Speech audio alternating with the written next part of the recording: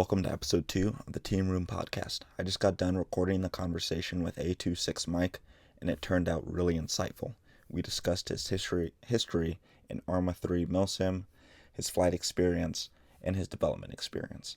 It was really nice to hear about the depth of the modding community within Arma 3. There's a lot of stuff I take for granted personally as an end user of a lot of their work.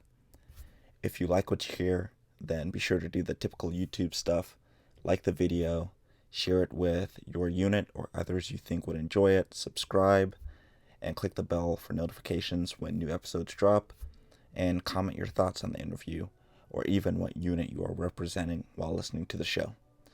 Also, join the Academy's Discord server, which is geared towards the teaching and learning of Milsim topics. The Academy is the organization running this show.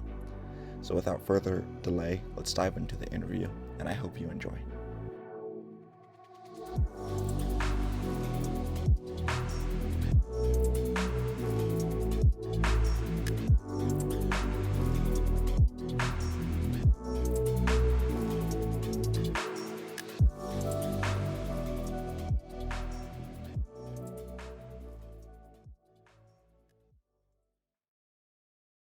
Welcome to episode 2. The guest today is A26Mike from the 509th Parachute Infantry Regiment. He is currently the leader of the 3rd Operation Wing, which is the 509th's aviation element. Some of his additional roles within the unit is he's a tech chief, and he's also an instructor at a variety of different ground and air schools. I found Mike the other day while jumping into random Arma 3 streams, and I saw him working on Arma 3 server development stuff and talking about his unit and some of the work that he does on the side. I knew after watching his stream for like about an hour and a half that I wanted him on the show because of his different roles and perspectives that he could bring and share to other people. So without further ado, let's get on with it. Welcome to the Team Room, Mike.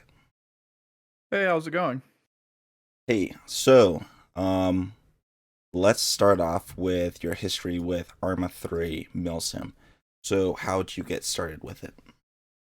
So, honestly, I think it all started off with Arma 2. At the time, I think I was 26 or so. I built my first computer and I was playing Arma 2, and I didn't even know there was multiplayer. I didn't know there was mods. I just knew I liked flying around.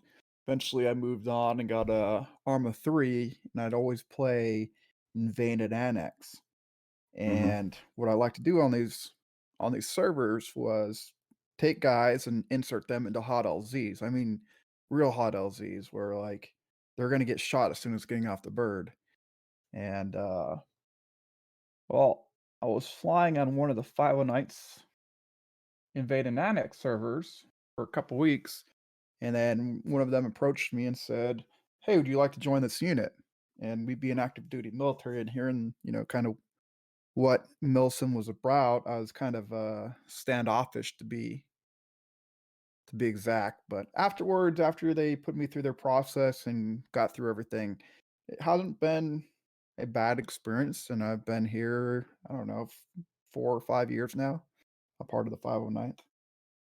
Right. So you got with them in the Arma 2 days, and then the unit transitioned in Arma 3. And then I you just got with stuck them with them? I got with them in Arma 3. Okay. I just wanna say I started playing Arma around, Arma 2, and I didn't know there was a multiplayer function. I didn't find out about multiplayer until Arma 3, and then, that's really where I got into the mods and learning about the mods of Arma 3. Gotcha. Cool. So yeah, you've been with that unit for what you say 4 years. Um, I wanna say 2016, 2017. I know the documents are a little bit, out of date, to be honest with you.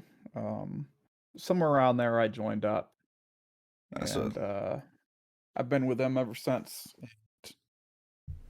We've gone for through ups and downs, splits, but, it's been a good ride so far.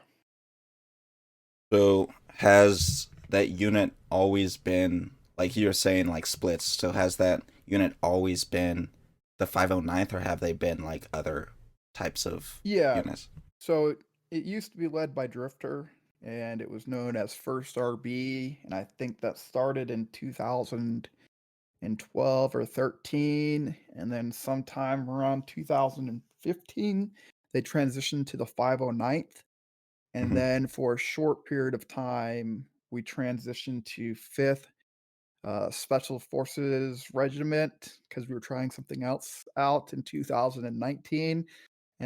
We didn't like it, so we went back to the 509th because that's where we got a majority of our players, and that's where a majority of our players know us, either from first RB days or from the 509th. All right. And was what is RB? Is that like Ranger Battalion? I'm guessing. Yep, All right. Ranger Battalion. So Yeah. you guys went from the 509th. Well, at least based on like your history with them, they went from the 509th, then they transitioned to the First Ranger Battalion. Then they Nope. went. Uh, Sorry to correct you. oh, go ahead. Yeah, it's been a lot. It went from the 509th, Hmm. and then for maybe a 6-month period, we were 5th SFG, so Oh, okay. 5th Special Forces Group. We're trying to do more of a specialized role, and we were trying to do a different type of milsim. And while the idea seemed really great on paperwork or like while planning it, the execution was poorly performed, and it didn't work out like we thought it would. Okay, so 509th to the 5th Special Forces Group, and then to the 1st Ranger Battalion, and then after that, Nope. oh, okay, go ahead. So the original I'll start all over again. The original Arma unit, Hmm. for this whole organization started out was 1st RB, so it was 1st Ranger Battalion, and that was led by Drifter.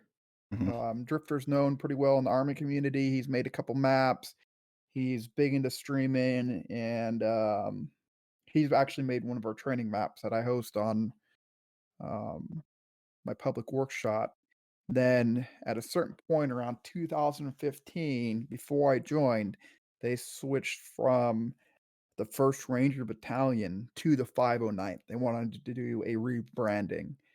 Um, and we were the 509th for a good period of time up until I want to say 2019, 2020, where we tried to do an experiment to see if we were a special forces unit, we would get more people interested because at the time, I think all units were struggling with how the decline in players and getting new players to join. So I'm sure you're aware of it being in the Milsim community. We went from 60 people operations down to 18 or 20 within, I don't know, a year or two. Yep, yep. So 1st Ranger Battalion, then they switched to 509th, and then 5th Special Forces Group, and then I'm guessing you guys went back to 509th after that, Yep, that and is then correct. and then that's what you guys are now. Yep. Back to good old reliable 509th, it seems. So what were so you guys transitioned from the 519th, the 5th Special Forces Group, to try to do more specialized stuff. Why'd you guys decide to make the switch back to 509th? Well, that was a hard decision even to go into 5th Special Forces. And that was kind of like we have a guy that's a marketing expert. He does marketing as his job. And part of the decision that we went with it is, everyone wants to feel special and they're doing special forces type stuff and they want to get rid of like regular infantry stuff. So our idea was we weren't going to take regular players. We were going to take people that were at the peak of their infantry career, I guess, in Arma, and that were actually really good, that would get along really well with us. And we ended up making and this is kind of where we failed, is at two separate units, basically a trying out section and a section where you were allowed to go into main operations and be a part of a team. And after running into a lot of issues with that, we decided to switch back. And we basically saw the issue is that we were kind of made a divide in our own unit by having the tryout section and then the guys doing operations, if that makes sense. Yeah, Um, yeah, that's understandable why there would be a like a division amongst the and people. if this would have been 2016, 2017, when you're getting 10 new players a week, it wouldn't have been an issue. But 2020, 2019, where we might get a new recruit, we might only be getting 2 or 3 per month now. It wasn't sustainable. Yeah. I think now since I mean yeah, since Arma's been out for a hot minute, so it's slowly I mean it has its ups and downs, but it's like declining as far as like the active player base within the Milsim side of things. Um Yep. so I think yeah, it's just much more competitive um amongst the Oh, I units. agree. You have to Y like provide value instead of just like, oh, we have the numbers, we could just do whatever, and we already know that we'll get 10 new people to come in, people quit, type of thing.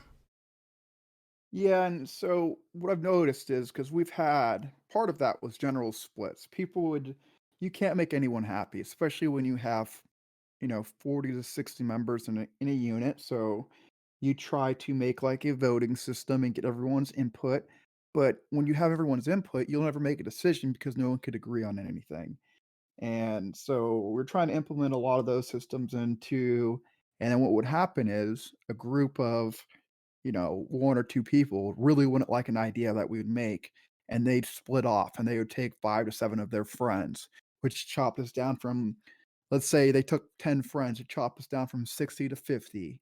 Then they try to start out their own Arma unit, and, I think the first time that happened, they took 17 members, and their unit worked for about, I don't know, 3 to 6 months before it fizzled out, and then half of the members quit playing Arma, then the other half of the members came back to their home. They realized how much work it was behind the scenes to run a unit, Hmm. and they weren't prepared to do that.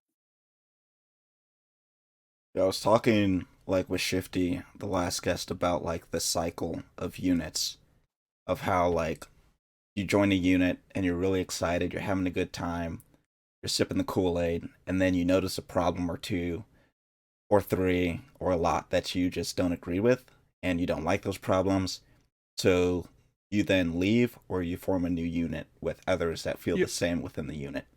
So it seems Yep. like you had that whole yeah, you had that cycle going strong within your unit. Oh, yeah, and it really, really hurt us. It put us down. I think, we went from 60 to 80 members, and 60 of those members being active down to, I wanna think, at one point, we were down to 12 members, and we paid for a server box and everything else, and we were seriously contemplating, "Hey, maybe it's time to shut it down." Um, but that's besides the point too. So what's the health of the 509th now? Like are you guys like struggling or are you guys doing good? Uh, we're actually back on. We're coming back up, to be honest with you. There was one, what I wanna say, probably shouldn't talk about this, a coup attempt against one of our leaders. And they wanna go around his corner, around his back, and try to do some stuff. Hey, here's the thing though. I control the server box. I'm loyal to the unit. I'm not loyal to an individual member. So at the end of the day, I make sure that everything runs smoothly for the unit and not for an individual person. Um, their coup attempt failed, and those people left. And we've been all the drama that we used to have went away. Um, and we've been in a much better place. Nice, nice. Glad to hear it. So Yeah. you've been with the 509th like your whole Milsim career then within the Arma sphere. Um how was your rank and like position evolved from when you first got into now? Because I mean, you didn't go in with all these like powers and running the Nope. box and all that stuff. So how'd you go from just getting in to now? So originally they invited me out to an operation, and at the time Clutch ran Aviation, and they had an operation going. And when I say an operation, they had 60 members. They had an aviation section of 12 or 13 people. a headquarters section. And for my first operation, I'll always remember this. Such as like, hey, go get in that H64 and just go fly around and do patterns and show us, how you could enter the pattern and exit the pattern. And I was terrified. Like it's my first operation. I didn't do anything in that mission. He just had me do something basic, but he forgot about me. So I flew around for probably, an hour and a half doing patterns. And then no man, we had a good time. Uh then obviously because I was older and more mature, they gave me more and more roles throughout. Being over in aviation, they put me up to second or third in charge of aviation within the first couple months of me being there. Um, and then unfortunately, Clutch had to leave due to some personal reasons, and I got put in charge of aviation, which I've pretty much been in charge of since day one, or since that day. But I run my groups differently than most people. I am the voice. I'll make the final decisions, but it's more team led. So with the members that we have left, we discuss everything open and we come up with a plan and we act on it.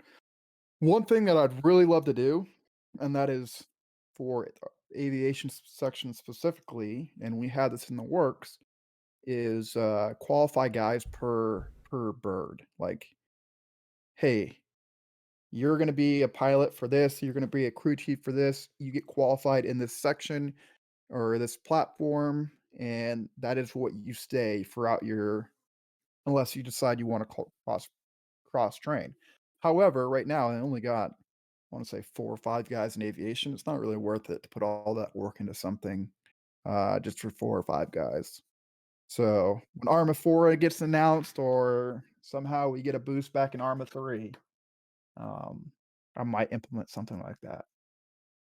Yeah, I know there's some But units that have that. Like they have like a general pipeline of where they teach you how to just like fly overall, mhm. and then you get qualified within a specific airframe.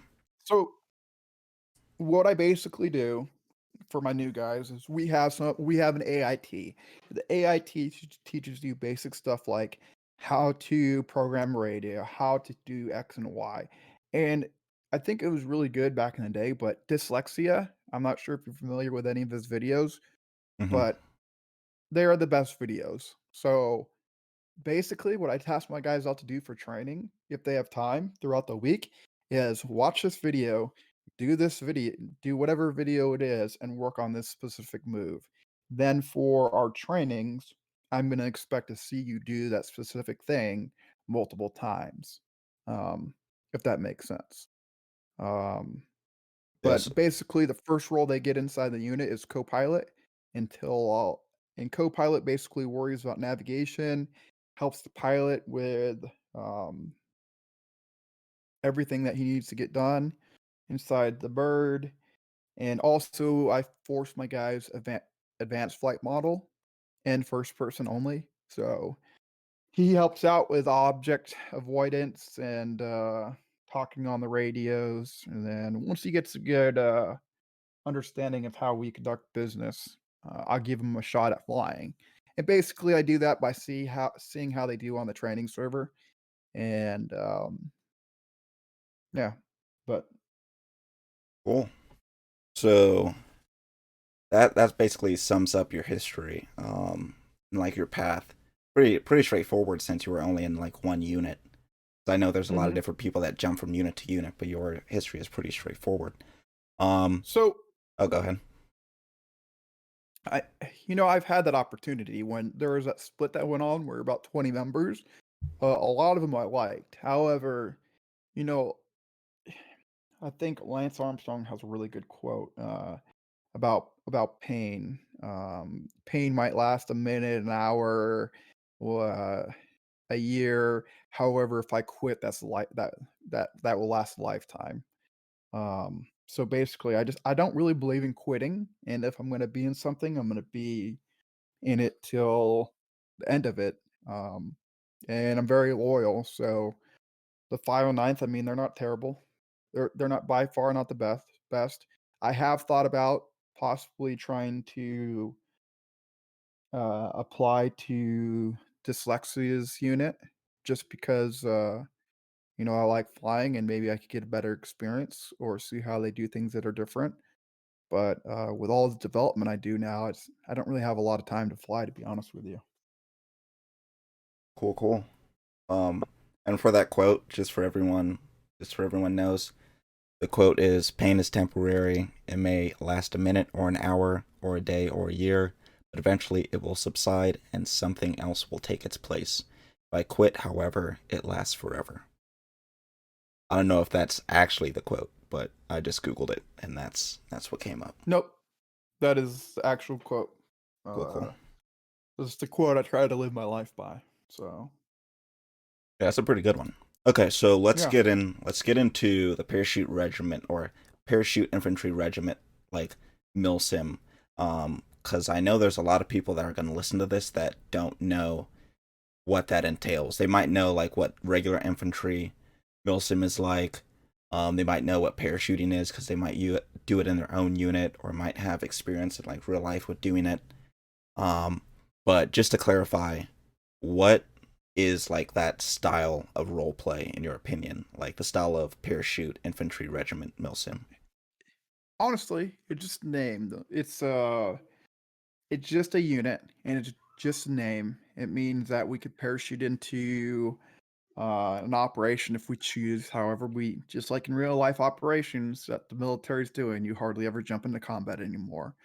Um, but basically, I want to say it's like semi strict. So you'll expect a military rank system. There's a chain of command, accountability, professionalism, uh, and we try our best to replicate real world tactics, techniques, and procedures.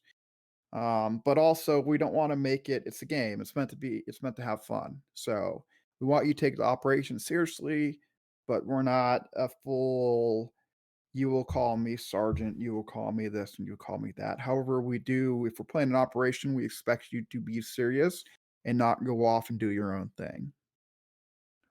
So we're kind of more of a on the relaxed mill sim. Um, like I said, there is rank structure. However, other than that being your name in TeamSpeak and in the unit Discord, no one really cares. Or on comms, we use call signs, and then obviously the leadership has they're in the positions that they're in because of either experience or um, a lot of them are veterans in either the Army or the Marine Corps. Right on. So what would you say is the difference between like the style of role play that you guys do and the Milsim style of just like a straight infantry unit like the fifth ID or something? I'm not really sure because I haven't played with the fifth ID or anything like that. To be honest with you, I guess we're the best way to put it is we're a relaxed milsim. Um, so I'm not sure how the fifth ID runs things, but it it could be just like how they are, or it might be a little bit different. We try to be professional on comms. Operations are usually pretty professional. Trainings are usually professional. Um, but we'll also have trainings where we have a good time. At the end of the day, Arma is a game, and it's meant to be played with friends. However, that being said, you also want to have a an operation where you could have, 30 or 40 guys playing and attacking one objective and doing things simultaneous with air support going, artillery going, tanks going, and everyone fulfilling their roles and not doing what they're not supposed to be doing. So we do briefings, 5 paragraph order style prior to operation. We have time to plan. Um, and we have leadership element. So It's not go out there and just do whatever you can. It's there's order to it. All right. So opera. Okay, this is kind of what I was trying to ask, but the question was like incorrectly put. Okay, So I can like, redo it. no, you're good. I asked the wrong question, but this should better. Yeah, this should be better. So like operationally, what? Like, I'm not talking about like the fifth ID specifically. I'm just saying like an infantry Milsim unit. So like operationally, what would be the difference between what you guys do and what just like like a straight infantry unit does? Because like it seems like you guys are just The like same a thing. straight, yeah, just like a straight infantry, but you guys just Oh, have parachute okay. in the name. I But so like, I what's get the what you're difference? saying. Yeah, So, what's the difference between us between a straight leg infantry? For one, we have an aviation section. For two, we have a tank section. So you could pick your MOS, and you could be part of infantry. You could be part of tanks. We have a sniper section, and if you want to be a sniper, you could be part of the sniper section. We'd like to start a forward observer section. We just need more people and guys of the appropriate mindset to be in that position to do that. But basically, if you don't want to be infantry, you don't need to be infantry. If you want to be a part of aviation, you just put in a request to be aviation. That's where you go. We just started up combat engineers and they handle like EOD type stuff. So everyone has a role, and you do have your straight leg infantry guys. So it's combining all of what you'd expect from a straight leg infantry unit with multiple other sections. So it's just addition. But at the end of the day, all of us could play infantry if needed or asked. gotcha. So what type of operations do you guys generally do? Uh, Usually they're all self-made in-house. We have a mission dev department, and they could be all kinds of different styles. We try not to use Zeus. We've used Alive in the past, but we try to use pretty much everything made in the mission editor and like combined operations type stuff with very little interaction from Zeus. So if something breaks or if you have an issue, Zeus could obviously get in there and fix it. Or let's say we're doing a lot better than what we're supposed to be doing, Zeus could come in there and help it out. But most of our mission dev guys, they do a really good job at making missions that is based off the size of our unit. Right on.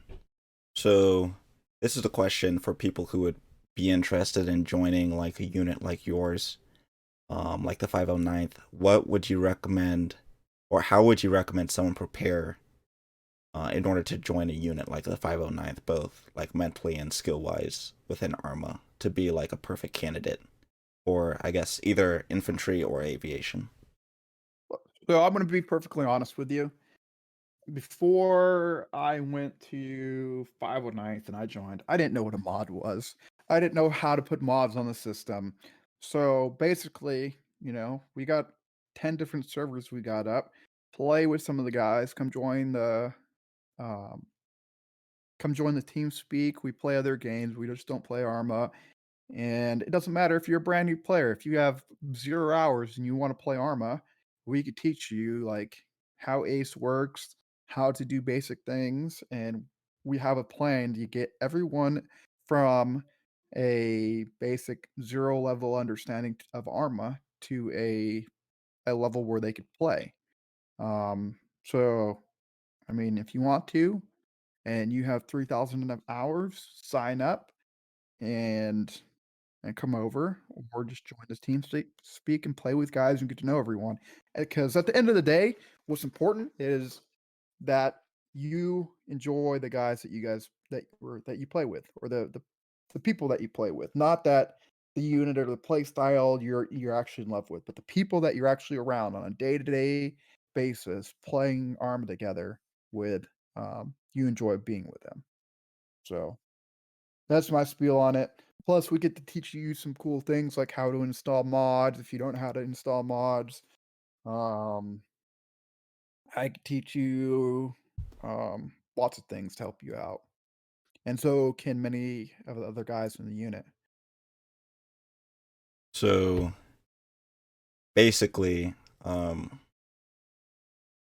yeah, okay, yeah, that'll make sense. So in there, All you right. mentioned like 3,000 hours. Do you have to have like 3,000 hours to get in, or like? No, you could have 0. You could Oh, be a okay, brand new okay. player. We accept everything. I think our minimum age is 14. Um, so with that being said, that was a topic for a while because letting a 14-year-old come in and play, um, it you know, especially with adults, could be weird. But it's been interesting because some of those 14-year-olds or 15-year-olds that joined that played with me are now 18 or 19-year-olds. So it's been nice to watch them grow up and develop from being a kid to into their adult life. But yeah, it doesn't matter, man. As long as you have a good personality and you don't have a chip on your shoulder and you fit into things. So I guess to answer your question, all you got to do is put in an application and then get onboarded. And the process is pretty simple. You talk to a recruiter, they talk to you about what we offer, and then they'll sign you up for a BCT, and that's the basic training. And then depending on what role you do after you complete basic training, you'll go through your advanced infantry training.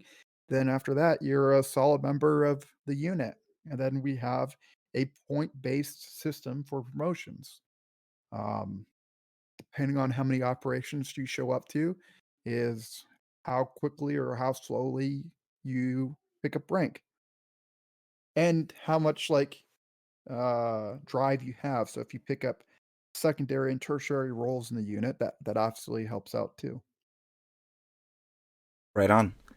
So I think that about wraps it up for the define and clarification of like what that type of milsim is, what it entails, how to get involved, and like the skills and operations and whatnot. So now let's go into some of the more specific things. So you're the lead of their aviation section. So what is it like to lead an aviation, like an aviation section of a unit? Oh god. It's interesting. Um it has high points and its low points. Um a lot of my time's taken up doing development stuff now. I know we're gonna cover that later on. So I used to love running. We'd run trainings every day or every other day, and real life didn't have priority. We'd have time to do it, um, and we had a really close and tight knit thing. Now we have 4 members, and I mean, honestly, it's pretty simple. As long as a guy could understand the basics of how to fly and how not to crash, um, it's not too bad. I just need to the hardest thing, um, to understand for these guys is, yes, we could wipe out the whole battlefield out there, but you still need to leave a little bit out there for the infantry. And so it's a fine balance between, knowing when to wipe out a certain section or wipe out a certain vehicle and leave something alone so the infantry will have something to do. Also with comms, being professional with the comms, and just dealing with the guys, it's really unique. I love doing it. Um, I think with how much stuff I already have on my plate, I would have probably uh stepped down from leading aviation, but because I enjoy it so much, um, and just being around the guys, plus I can't leave these guys off by themselves, so they won't survive.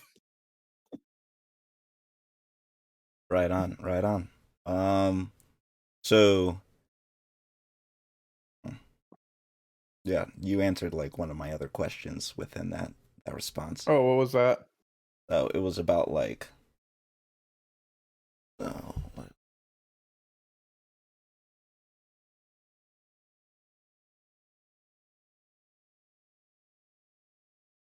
oh, never mind. No, you didn't. Okay, so well, you kind of touched on it, but the like that. So like when you guys go in for like different like cash runs or like LZ operations or whatnot, since you guys don't have JTACs, um, what like how do you guys get those called in? What we do, fun fact, I'm a JTAC in real life. Unfortunately, I can't use any of that information in Arma. I've trained people to the best of my ability on open source type stuff to get them prepared. The biggest issue we have is I think we have one or two JTACs is they forget to communicate on the radio.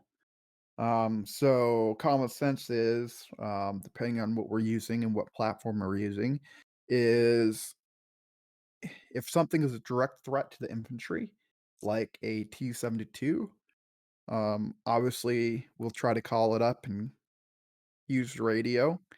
However, if no one responds, we might put a Hellfire in it. We might let them take care of it, um, depending on how close it gets. Um,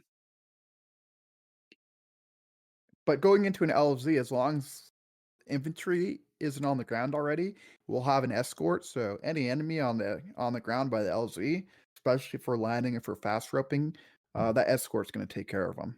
Um, That makes sense. yep. And then we get the guys on the ground, and then it comes into battle tracking. So you have to track where friendlies are at all times, and also where the supposed enemy is, and where your forward line of troops is. Which, if you haven't heard the term fog of battle and being in thermals, you can't tell enemy from friendlies. Um, it could become very challenging to see where friendlies and enemies are. Hmm. Um, but you could usually tell an AI from a person moving around. So you touched on this before, but I don't know if you want to like go into more detail. So as the lead of like the aviation section, you're also like in charge of like their onboarding process. Is there like what's that onboarding process like? I So know. Yeah, go ahead. Go ahead. pretty much we have an SOP that we give to them. They could read the SOP, get familiar with it. Everything has call signs. The SOP is written really, really, really well. The difference is, it was written from guys that don't understand the difference. I think it was written by guys that are active duty army, and the way that you do comm procedures, for air versus or like aviation versus like what guys do on the ground is slightly different. So comm procedures is you don't do use this as me. You just kind of talk plain language, and then when you stop talking, you stop talking, and there's that natural pause, and it's like a two-way communication. So we go over stuff like that with them. Um, the AIT is pretty simple. We have them fly in a pattern, get in a bird, program radios. Um, it usually lasts for about 2 to 3 hours. Um, but what I'm thinking about doing is changing it to a series of tests based off of Dyslexia's Art of Flight videos, where um, I set up a certain objective and they have to land there using one of his one of his videos, the tactics that he uses in his videos, and bases it off of that. Because at the end of the day, what I want are guys that are practicing and on their own and they're independent operators, meaning I don't have to hold their hand to make sure that they're flying and that they can insert a helicopter full of guys without crashing. Same thing with attack guys as for my assault support guys. I want them practicing his videos because honestly, out there, I can make my own stuff up all I want, but why do the work when someone's already done such a great job at doing it? His videos, by far, are the best videos out there about anything aviation related, from insert. Even his guide in the base game is what every unit should be using for an SOP because it is well put together and it works in Arma. Um, yeah. Right on. So once they get in, what's the training like? I'm guessing you guys do like weekly training or like training outside of operations. So Uh, or no? so we used to do training every day. But unfortunately, real life happens. We try to do monthly training at least once. But mainly what we've been doing once guys are decent at flying, and I only have 3 or 4 guys right now.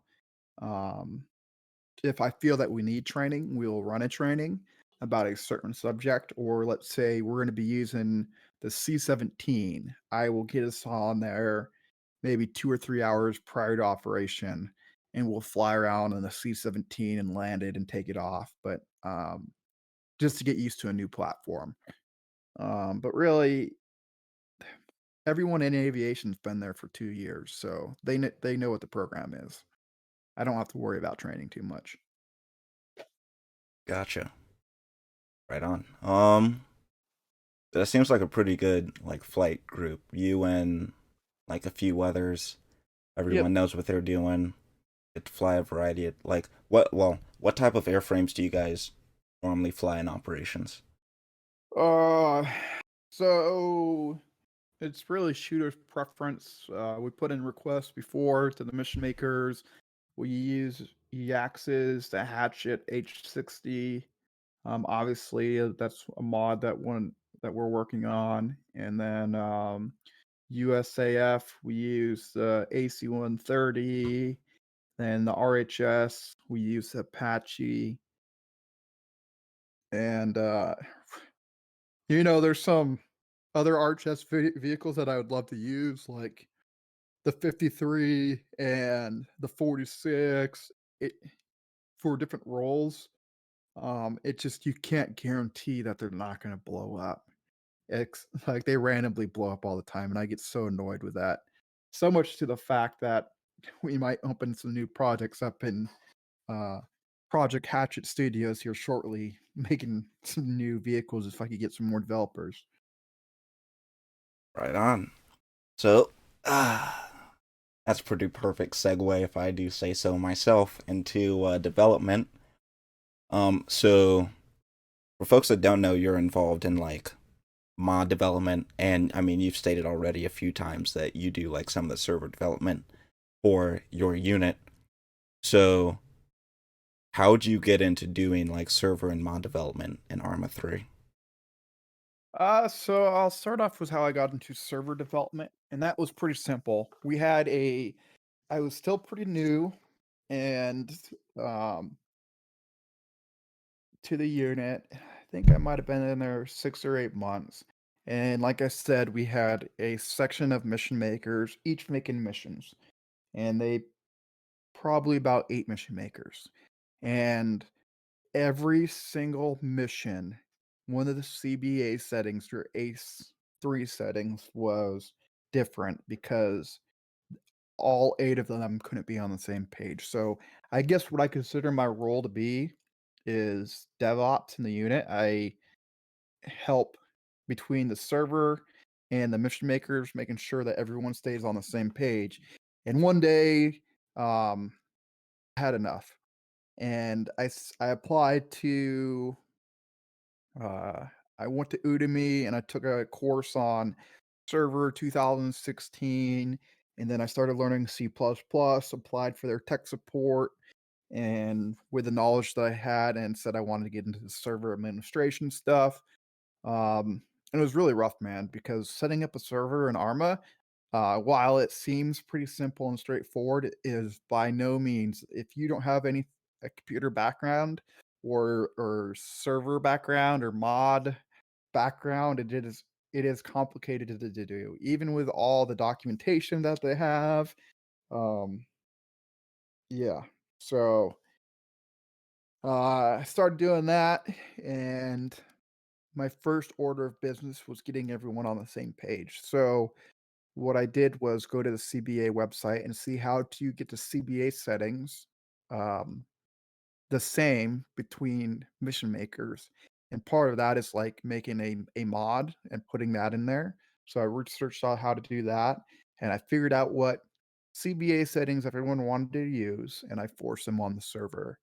Um, the next thing I did was I looked at how we had I mean, I got a lot that I could tell you that I've done. How deep down the rabbit hole about the server development stuff do you want me to go?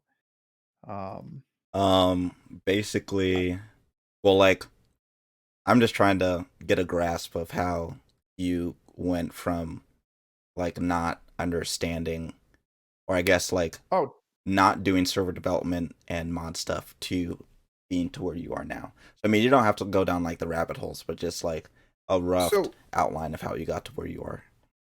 I could tell you, not sleeping. That's how I got there. I would read documentation and I'd ask stupid questions and on the Arma 3 Discord, and I would get stupid responses back because I didn't know how to ask the right questions. I wanted to do X, Y, and Z, but I didn't know how to do X, Y, and Z. So, and I am particular with how things are done. I like things to be done the same way every time, and that's how I wanted the missions to be done, how the servers to be done, and I wanted to save us money. So basically, I started learning how to do a little bit of programming, a little bit of things, and I wrote a batch script that took me 3 months to start the server, because one of the issues that we had before was that we could only add so many mods before you ran out of lines, um, to start the server. I'm not gonna go into details with that because guys that know how to create a shortcut off the exe has run into that before. So I transitioned to a batch script for that, and writing a batch script, that was real difficult. But then I thought about it. Hey, this mod line, when we change mods, becomes real difficult. How can I make that better? So I came up with a way, and I asked for help from Arma 3 Discord once again. Of, hey, I want to do this. I want the server, basically the mod line for the server to get written by itself. And they gave me some, basically a for loop, and basically I put all the mods that we're going to use in a server in a folder, and this batch script will look to this folder, and it will see all the mods that are in there, and it will write that to a text file. And then when it's printing it to the mod line, it will read the text file and then separate each one by a semicolon. And then, yeah, so we've started doing that. That was really the server development stuff. And then I've been obviously improving from there. So I learned about symlinks and junctions and stuff like that, and different ways to save space. So right now, we have 10 servers on our server box. However, um, server maintenance. It took me, I want to say, 15 hours a week just to do maintenance on the server every time a mod updated. Now I think I could do it in 5 minutes. So it saved me a lot of time and space wise. With symlinks and junctions, I have 10 server instances that all run separately. However, they're all based off of one install of Arma. So I update that one Arma server and it updates everything. So I mean that's pretty much server development in a nutshell. Um, and every day I get improve more on it. What got me into mod development was actually Yaks and ITC Air. So me being a JTAC in real life, Yaks made this thing called, I can't remember what it was at the time, but it's basically a JTAC tablet, and it allowed the guys on the ground to see what the aircraft pod was looking at. And I've used that in real life, and I was like, "Damn, dude, that's badass." I've always asked someone to make something like that. So I want to try this out. But the only issue was it only worked on one aircraft. And so I sent him a message on Steam. It's like, "Hey man, how can I make this work with a another aircraft?" And then he said, "Well, just ask one of the guys in your unit that knows scripting. It should be pretty simple." I was like, "Well, unfortunately, as far as scripting goes, I don't know much or any. And as far as tech savviness goes, I'm the most tech savvy guy in my unit. So it's either me or it's not going to happen."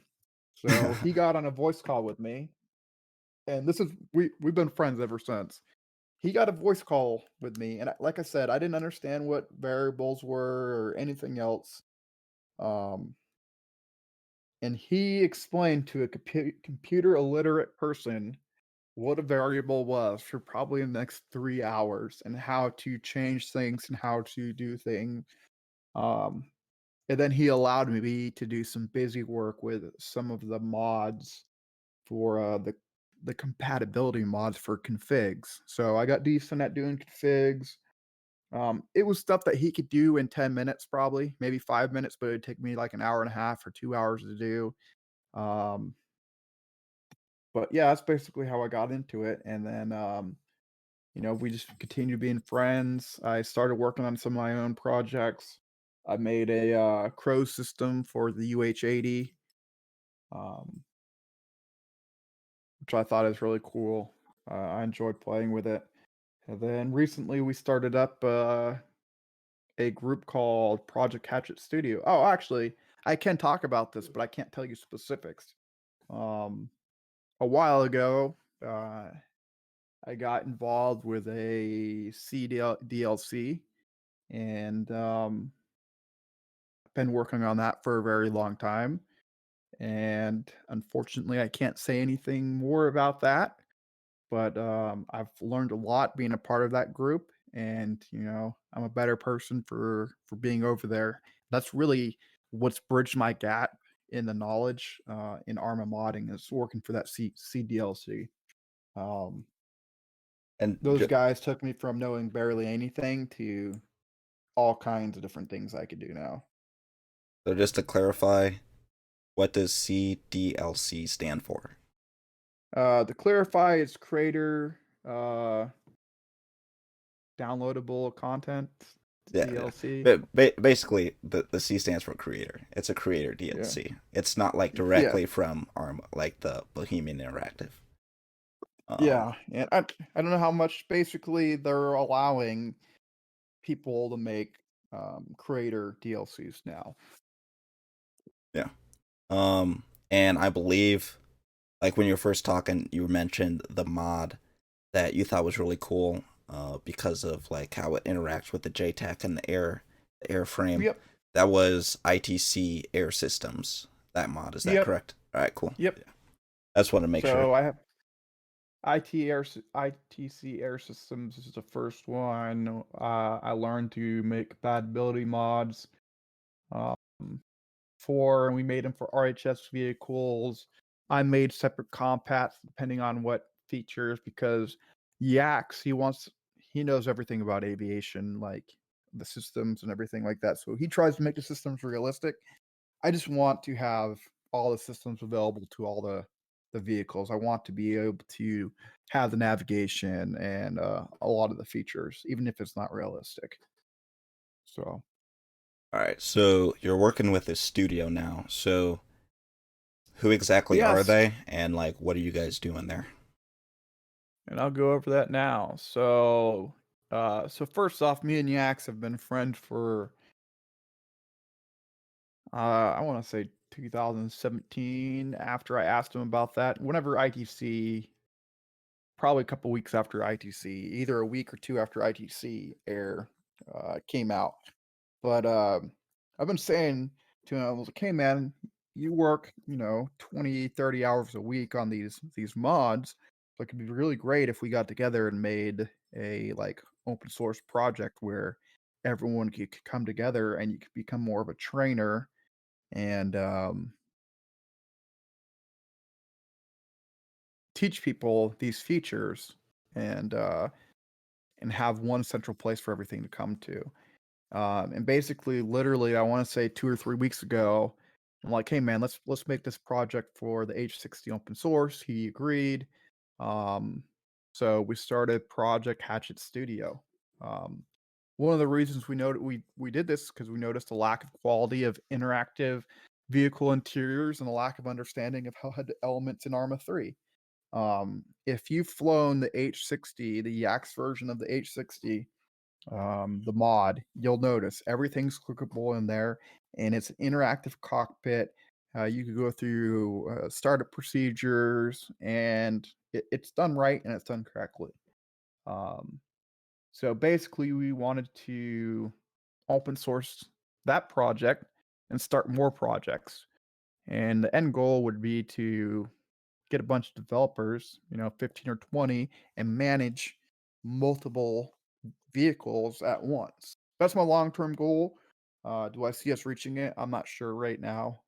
Um, but we went from having, I think it was myself, is really Ampersand and Yax were the two main guys. Plus, I'm thinking of the main modeler who did the whole model. Uh, it'll come to me here in a second. River X. Yep, RiverX. RiverX is great. He's the one that made the whole model for everything. So it's really Yax, RiverX, and then Ampersand came along, and now I think we have 11 different developers working on different things, and we've come pretty far in the 2 weeks that we've started. But Yeah. so So, um, are you guys gonna continue to have your projects be open source, or are you guys yes, gonna like okay? the idea is like there are some good projects out there that do really well, and they're closed source, and their code is you could look at it. There's ways to look at it, but it's not open for open development. We want everything to be open source. We want people to be able to contribute openly, just like ACE or CBA. Um, and two, we want a central place where people can come to learn um, and better themselves from no matter what their skill levels are. Obviously, if is a 16-year-old kid and he has no scripting ability or no, it's going to be more difficult. But we have a role for everyone, whether it's documentation. I can tell you the list of jobs we're looking for right now. We're looking for the 3D modelers. We're looking for guys that script, graphic designers, people familiar with animating, programmers, video content creators. Everyone's least favorite topic is documentation. So creating, maintaining, and validating. And then our future roles that we're going to have open up are going to be leadership roles and marketing because we're going to have to market what we're doing. What? But it's Okay. go ahead. So, what do you mean by leadership roles? I get marketing, but like, what do you mean? So Um, leadership roles, you gotta have like for 3D modeling, if you have 8 modelers, there needs to be someone that has a more in the leadership aspect of it, I guess. The same thing with scripting, the same thing with programming. You have to have an organization that doesn't run without having leaders in it or people in leadership positions. Um, so And those might be non-programming leadership roles, people that know how to lead and know how to maintain a large open source project. But yeah, that like I said, so basically, like project managers, or like yeah, yeah, that makes I sense. guess I don't know what the civilian equivalency would be, but yeah, Uh, people that manage timelines and help make things easier. And Yeah, to my knowledge of like what project managers are is like they lead a project, and like in their team they have like programmers, data scientists, like all these different people for that yep, project. But then you have the project manager that's like leading the way. So I'm yeah, guessing that's kind of like what you mean for like the leadership then. yeah. The main ones that we have going on right now is we have the public H60. We do have a private H60 version, and that's just because with the 3D models, if we release the 3D models, they're gonna be getting sold on, OpenCG Trader within, like, 20 minutes, so the models will always have to stay private. um, if that makes sense. Hmm. Then we started up a new repository for H60 missions for our official test server. Um, so anyone could contribute to those missions. And then we're working on vanilla land vehicles right now. So it's clickable interiors for vanilla land vehicles. And then I made a tool to help with guys learning about dev branch or starting dev branch. And then Hatchet framework is basically the framework that powers all the clickable cockpit stuff. Um, Projects that we're planning on. Well, I can tell you this one because it's A164 or 164. That's going to start getting worked on. Basically, the vanilla A164 will have a clickable cockpit. Um, and then we're thinking about starting an H47 Chinook Block 2. However, we're going to need a couple more modelers before we push into that. Yeah, for sure. So, um, is the team always gonna be like this? Like, say, like 5 years out or whatever, you guys have a bunch of people. Are you guys just gonna keep working on Arma, or like, what are your plans with that studio? I mean, like I said, I'm just one of the founding members and I can't speak for everyone. Um, I know part of the goals that we talked about is possibly moving to a different engine and working on games for a different engine, like Unreal. Um, Possibly, I mean, you're aware when DLCs get made, usually they're outsourced to different studios to make the DLC. Um, Well, I know so that maybe now. do some uh, maybe something along that lines. Um, uh, yeah. that, So that makes sense. yeah. So, I mean, even maybe working for DCS, but I don't know what it holds down in 5 years. We started 2 weeks ago. I'm just trying to get us. I'm just trying to get us to an open source project state. And I'm just going to be real happy if we get it off the ground and we recruit people, developers that share our views, and we could get this thing rolling. yeah, it sounds like your role, like in the private sector, it's the equivalent to like developer relations. Um, yeah, that's it's kind of seems like that's what your role is. Um, but so say that we have a listener or several listeners that want to get involved in this. They're like, "Wow, this is really cool. I've always wanted to get into like modding, and this seems like a way to get my foot in the door and get some experience and learn."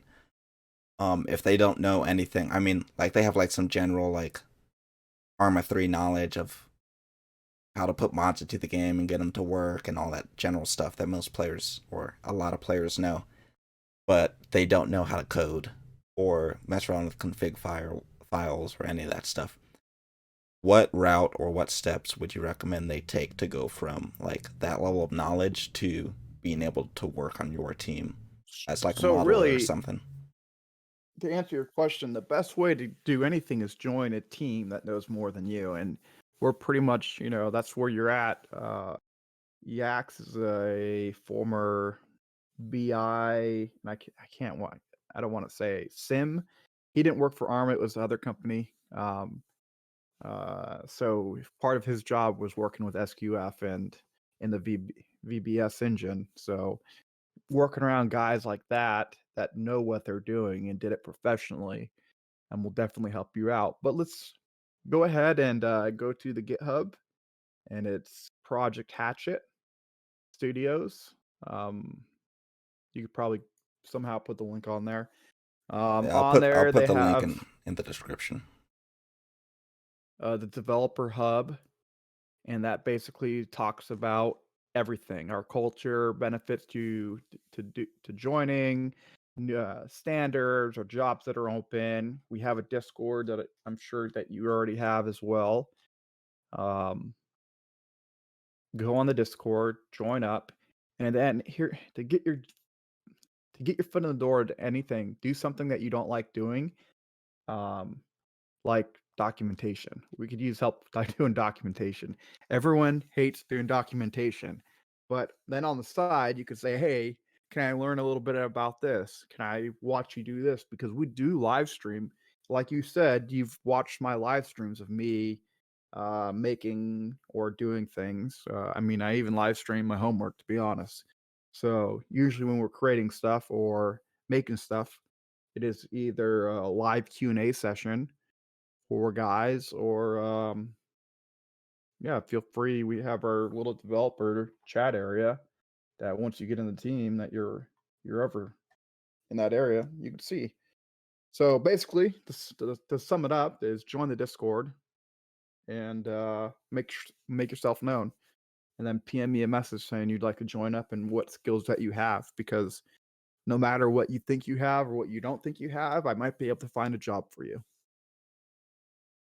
Right on. And just to be clear, these are not paid positions. It's all like volunteer, like gain experience type stuff. Um, Oh yeah, yeah. I just want to put that out there. yes. This is an open source. Open source project basically means that everyone's contributing to and no one's getting paid for it. Yes, some people in some open source projects like Blender 3D modeling, um, they do offer paid positions. However, we're just trying to make mods for Arma. Um, I don't see this going anywhere other than making mods for Arma. So, I mean, unless one of us wins the lottery and we can make a proper studio, um, we'll continue making mods. But it'd be a good place to come and join.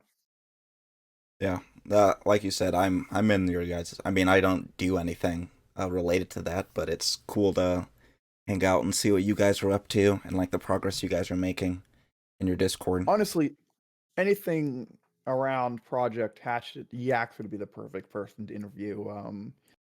This has been his um, creation since 2017. Everything he's done for the Arma community. The funny thing was, a lot of things I'd ask other developers, like, "Hey, do you think we could solve this?" And they're like, "Nope, we've tried it. There's no way around it." And then I'll ask Yax, and then like 2 or 3 months later, he'll have a solution um, that where something works when other people said it wasn't possible. Other senior guys that know what they're doing say it's not possible. So anything Project Hatchet related, the best person to interview is Yax. Um, I just been setting up some of the setting up some of the GitHub pages and making a table of contents and doing a lot of behind the scenes things. Yeah, and for the listener, you're pushing out a whole bunch of information right now. And a lot of it involves like links and like invite Yep. links, like websites, all that stuff. After this, I'll just have you send me the links that you want me to post in the description, and then below, Okay. like everyone will be able to go to the Discord, the GitHub, or whatever website you guys have. Um, that way, it's just easier for people, and they don't have to like Google and try and find you. The one thing that we could really use right now is I need a because I do models, but I'm not the best at it. Um, and I did learn a lot. However, I need a senior Arma specific 3D modeler. That's one thing that would help us out a lot. Um, and if you're not aware, there's a difference between guys that learn Blender and do um, render pictures versus making game models. It's total different thing.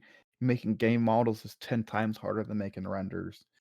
You're dealing with poly count limits and stuff like that. So if you're a listener and you're uh, a senior 3D modeler in the Arma community, we could really use your help. Not only with training, but also making sure our product standards are met and we're on the same page. So reach out to me if you could fulfill that role. Right on. That Yeah, would make that would make my life 100 times easier. this is like if I was interested in like 3D modeling and game development of like assets and like programming and stuff like that, this would be a perfect opportunity to get into that type of environment without like starting on your own from scratch, like your own project or your own modification. Cause Oh, yeah, oh, keep uh, on going. Sorry yeah, to interrupt you. are you good? Because like from the sounds of it, you guys are like very open. I mean, your project is even open source. You're looking for a variety of different people. If you don't even know anything, but you're trying to get your foot in the door, you could do documentation, which probably doesn't require you to know much technical stuff, if any, but you can still be around people that know the technical stuff and learn from them. So this seems like a perfect opportunity for anyone interested in getting into the modding community within Arma, or even like if you want to learn about modeling in game, like 3D stuff and programming and scripting here, and then transfer that knowledge to another game like Gary's Mod or I don't know Minecraft. I don't know, like some other game. Then that will be useful. So I think it's pretty cool. And one of the reasons why I wanted to get you on the show is because of the Hatchet Studios that you got going and what it has and what it offers to the community. Um, yeah, no, man, there's definitely a lack in sharing of information.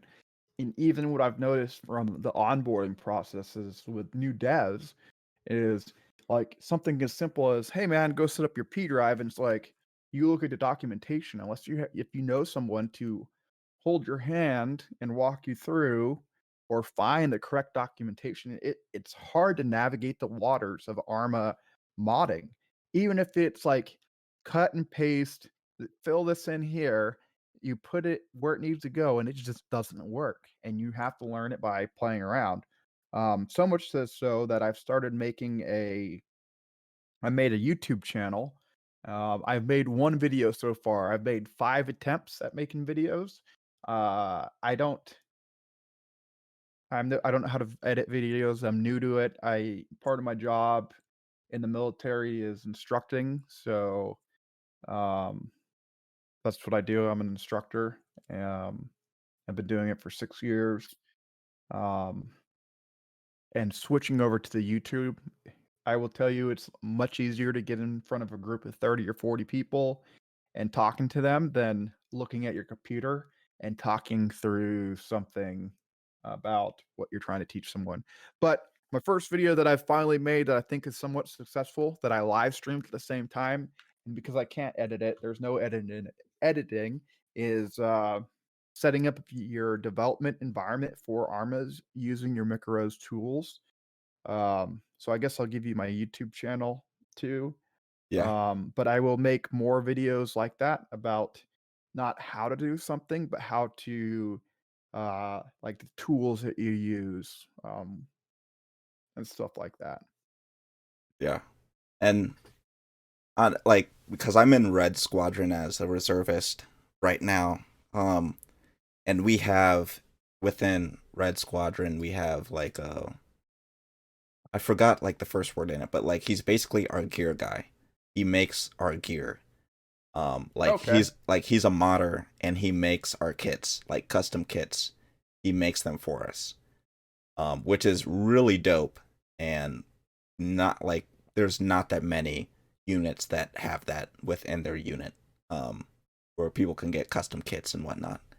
But he works on like clothing and textures and making things look really cool and resembling real life and what real life unit people wear and all that stuff. It's really cool. But that's just like a different side of it where he does that and like the clothing. Like he just does clothing and you guys do vehicles and there's people that do like buildings Yep. There's people who do maps, and there's people who do scripts to like enhance or change mechanics of the game, which is just more Yep. programming heavy and less on the 3D assets side.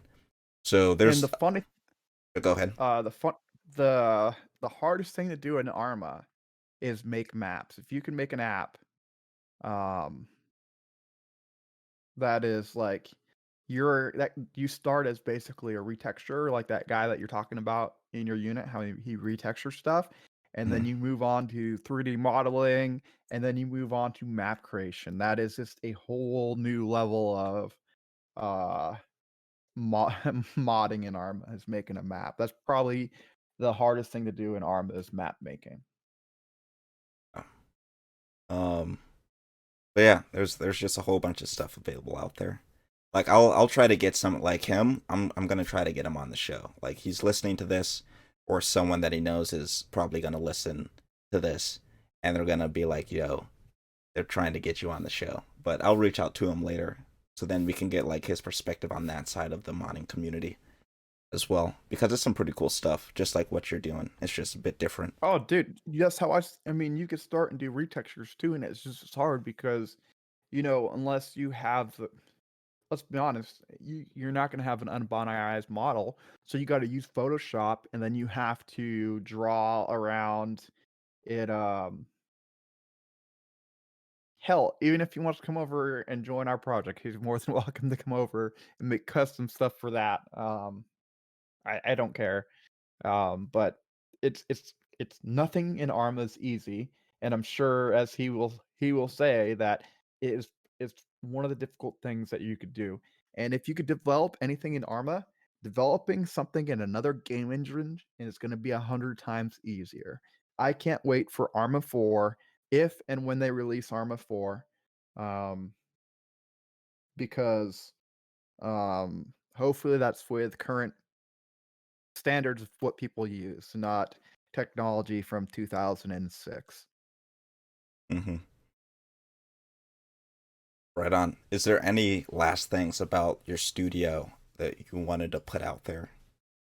No, I mean, I want to. It's we call it a studio at this point. It's not a studio yet, but come give us a check out, see what it's about. Check our mods out. Check out the workshop. I'm including the links as we speak. If you want to learn about development, but you don't want to join, that's fine too. I'll post my YouTube channel so you can learn about some of the development tools that we have. Well, cool. Yeah. Again, I'll be posting all these links in like the description of the video when this drops and I'm done editing it, which will be like later in this week. So we're about at an hour and 12, so it's about time to wrap it up. So we'll go straight to the lightning round, where we got our questions that I'll be asking, or that I ask every guest. Um, I've added one new question since episode 1, uh, because I thought of it like last night. But here we go. Question 1: top books, manuals, documents, or YouTube channels, Twitch channels that you'd recommend to anyone related to Arma 3 Milsim. Obviously, number one is going to be Dyslexia's videos. Number two is going to be, um, what is it called? Let me look this up real quick. Uh, Dyslexia, Arma 3 guide.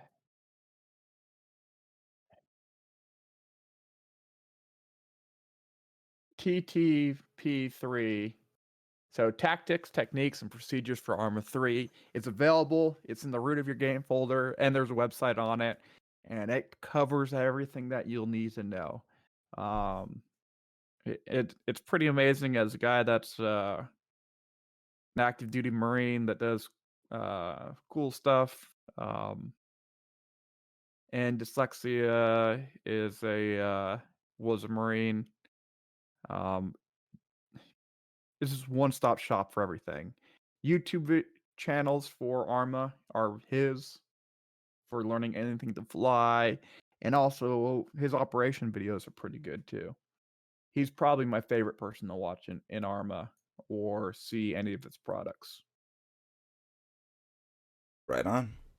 What do you do outside of Arma 3 Milsim to keep yourself entertained? Outside of Milsim, I develop things. So I work full time, active duty in the military. I've done that for 15 years. You know, 5 years away from retirement. I'm going to school full time right now for computer science. So I'm learning programming. And then I'm married and I have 3 kids. So they obviously take a lot of time. And other than that, just a lot of programming. I like to hunt to get myself outside, so I'm away from the computer some of the time. Um, but yeah, um, usually pretty busy to be honest with you. Cool, cool. Um, have you had any mentors that have helped you along your Milsim career, or I guess like development career, either one or both? If so, who and how have they helped you? Um, yeah, I mean, there's been a lot. Yax obviously is number one. He's taken me underneath his wing, not only from like what he thinks I should do as a career, because I was studying to be a physician's assistant, and then I changed it to software engineering or computer science because of some of the stuff that he said. Um, and then for modeling would have to be Horrible Goat. He's always been a resource that basically, if you need to know anything Arma 3 model related, Horrible Goat is the person to go to, and it's someone I always look through up to. As far as on the Discord is Lou Montana. He updates the wiki to make sure everything is up to date. He's been working tirelessly behind the scenes to keep the documentation for all of Arma that's open source up to date with what everything that goes on. And then Deadman, he recently joined Bohemia as a developer, and he's been working on things to fix Arma as we know it. That's a lot of the updates that you guys been seeing. I always ask him stupid questions, and he points out my errors and makes sure I understand thing. Brett, Brett runs Hemet, the project, but he's teaching me some what's the best way to automation type stuff, DevOps like type stuff. And there's a lot more honestly, and I don't want to leave anyone out, but I think I've hit all the top ones, to be honest with you. Cool. What do you know about the Milsim community slash development community today that you wish you knew about when you were first getting started? Um, what's the best way to answer this one? Is at first I liked art and I did some programming stuff, and then I realized that um I almost to the point where I almost thought about doing a degree in 3D art. Uh, while I'll always do it as a hobby, the game industry is probably the most overworked, underpaid development um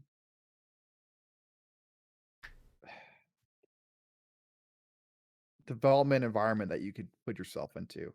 Um because games, everyone wants to work on that passion project, right?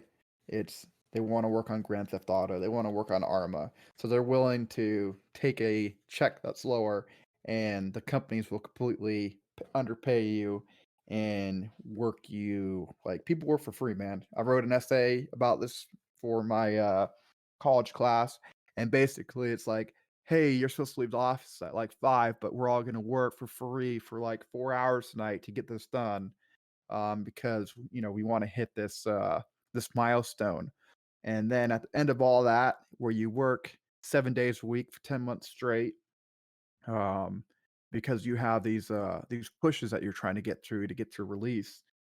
The studio fires you, or they let you go because they don't need 70 developers anymore to maintain a game. So that is something not just about modding, but the game industry as a whole that I think I wish people would understand prior to um, getting into this. All right. What advice would you give to someone who wants to like join the 509th? Or, well, I mean, I guess you kind of already answered both of those questions. Um, but just to make sure that we cover everything, um, yeah, what advice would you give to someone who wants to join like the 509th or join, um, like I guess modding projects and get Uh, started in that? I I think with the unit, I won't even talk about the 509. I'll just say the unit.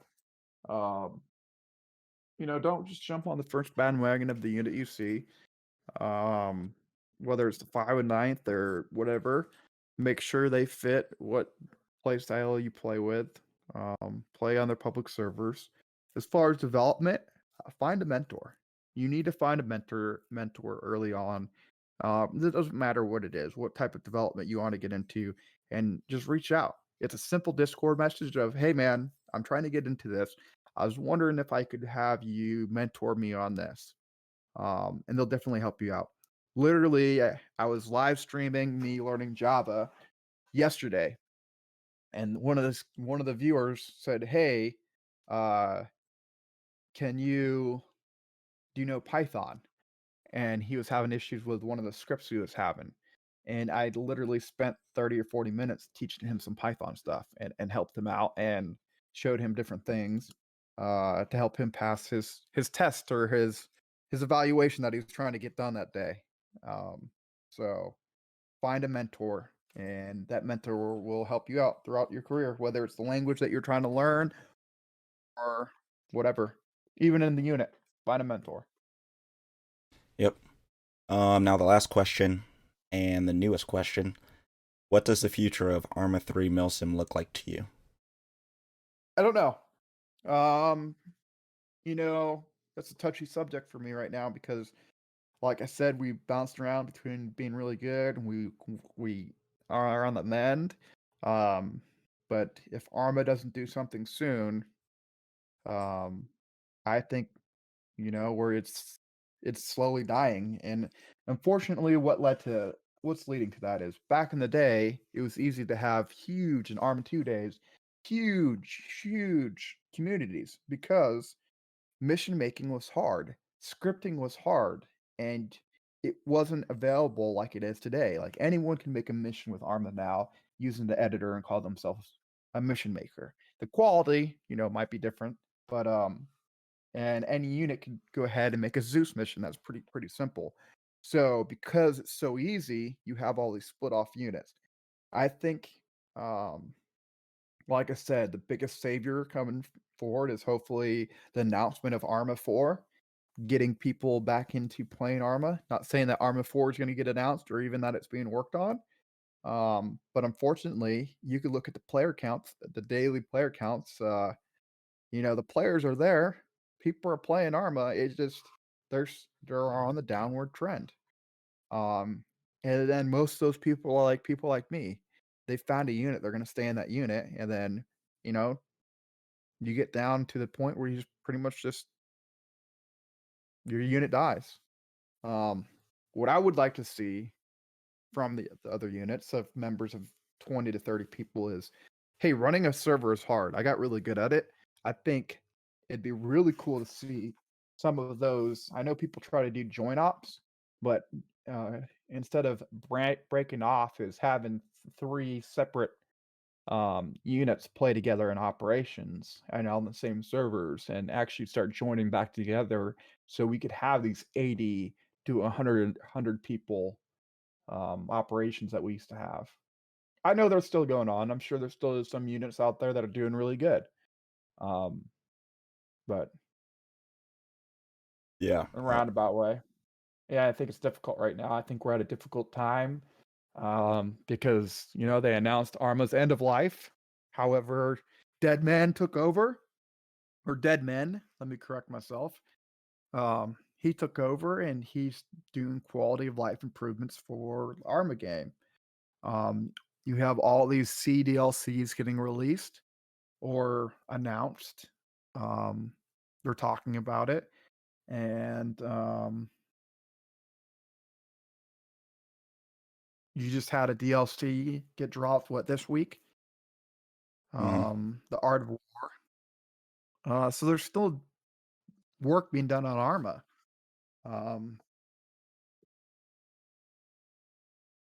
yeah. Cool, cool. Yeah, to touch on what you said about the joint operations between different units, that was one of the things I like that you said um, in that initial stream of yours that I watched of working to get several units together to operate um, on one battlefield and do like larger scale operations instead of doing their typical 20 man, 30 man, 15, 4 man operations. Um, but being able to get people to do that would take a decent amount of organizing as well. Yeah, and it take people being adults and um I think like our server box would definitely handle it, but if I could just get two other units to join up with our unit and not necessarily be under our leadership, they'd have their own like leadership, but we just play the same style. You'd bump your weekly player count to 60 just by combining three units or even higher. And then you could do some really cool things. And then you combine your mission makers, you combine your aviation elements, and you are sitting real good. It just, people like it the way they like it, and it's hard to meet in the middle on things. So it take a special groups of people to understand that. Um, there's what's the best way to say it? I probably said it better when I was streaming. I don't even remember what I was saying, to be honest with you. But there's probably a better way to do it, to break it down. Um, I mean, hell, I've even contemplated doing, making instead of our Arma Discord being the 509th Discord, it'd be some generic gaming group Discord where we had a bunch of or a bunch of Arma units that we played together on the server box. Because let's be honest, how much does your server box cost a month? They're pretty expensive. And for playing for 20 dudes, I mean, it's almost not worth it to keep it up. Hmm. Yeah, one of the future projects I'm thinking of working on for the academy is, well, I mean, I'm going to keep working on this, of course, because this is a pretty cool project. But another one is involving getting different unit leaders together to like have discussions and do like some war gamey type stuff, and like mission plan and I don't know, like do like forum roundtable type discussions on different matters. So Oh, hope. I agree with you 100%. And I think we've done joint ops before. And basically, what I think we did poorly, and what is something that maybe a learning point for you as well, what we ended up doing was having joint ops where, you know, this this other unit had its set of objectives, and then we had our own set of objectives. Instead of working together and hitting these objectives together, we just played on the same server, but we didn't work together. And I think moving forward, I think that was our biggest fault, and it'd be really cool to see. Yeah. Like one last thing before we close out, but yeah, there was an experience I had where I was in a unit that was getting started up, and we had a French guy that was also in a like French unit. So what we did is we like had some of us go onto the French unit, and we were doing missions with the French guys, and like they were speaking French, and we didn't understand anything they were saying, but the one guy that was in both units would like translate for us, Mhm. and that was like a really fun experience to like operate. Like there were three of us Americans, and then there was just like 20 French guys, and we were helping them. that was just like a really fun time. So like allowing other people to experience something like that is kind of what I'm shooting for. Maybe not like that whole language thing, but just working with other units, it's a blast. Um, so I'll say this for the third time. All the links that were, well, everything that basically requires a link, it will be in the description below. Um, yeah, thank you, Mike, for being on the show. This is the second one. So, I mean, we're not really in the testing phase, but like there still needs to be some things ironed out. But thanks for sticking with me and doing the full show. I hope you enjoyed it. We might get you on later as the like the studio develops and all that stuff. We might get you on later to talk more about it. Um, might get on Yaks or Horrible Goat, depending on if they want to be on. But yeah, thanks for being on the show. Um, and yeah, well, I I'll talk with appreciate you it. later. Yeah, for sure. All right.